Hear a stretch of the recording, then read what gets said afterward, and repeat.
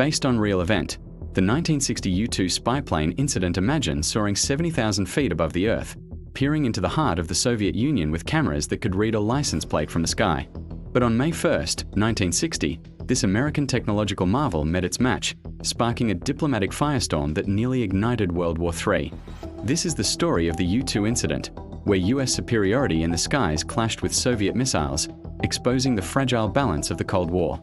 What happened when the pilot's plane was hit 13 miles up? Stick around to see how this high-stakes mission unraveled and changed espionage forever. The U-2 program began in the mid-1950s as America's answer to Soviet secrecy. Developed in 1954, the U-2 could fly at altitudes beyond the reach of enemy fighters or missiles, providing crystal-clear photos of military sites. Flights over the USSR started in July 1956, giving the US a crucial edge in intelligence, revealing missile developments and nuclear facilities that the Soviets thought hidden. This technological advantage allowed America to monitor the arms race without ground risks, proving US innovation outpaced Soviet defenses. But by 1960, tensions were high.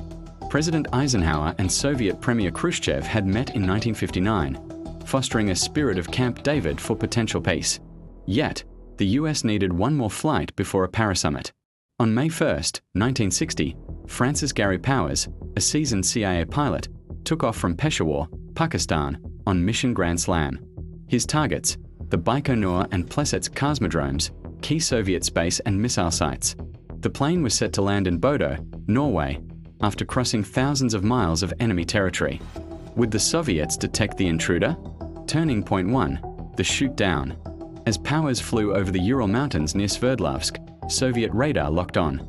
At 8:53 a.m. local time, AS-75 surface-to-air missile detonated near the U-2, sending it spinning out of control.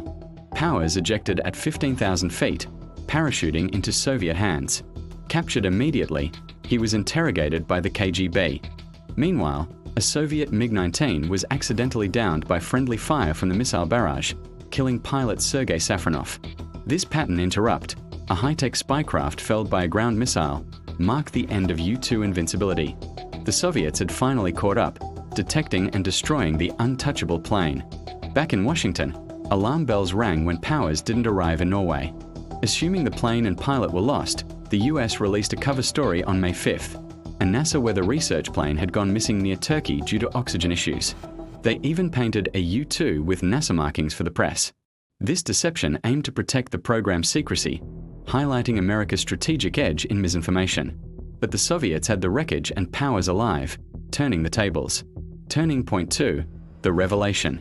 On May 7th, Khrushchev announced to the world that an American spy plane had been shot down, and the pilot was alive. He displayed U-2 wreckage and equipment, including the camera and undeveloped film. This exposed the US lie, causing international embarrassment. Khrushchev demanded an apology, blaming CIA Chief Allen Dulles. The incident shattered the fragile trust built for the upcoming summit, showing how one mission could derail global diplomacy. Would Eisenhower own up to the spying? Faced with evidence, Eisenhower made a historic decision. On May 11th, he admitted in a speech that the US conducted espionage flights over the USSR, defending them as necessary for national security in the nuclear age.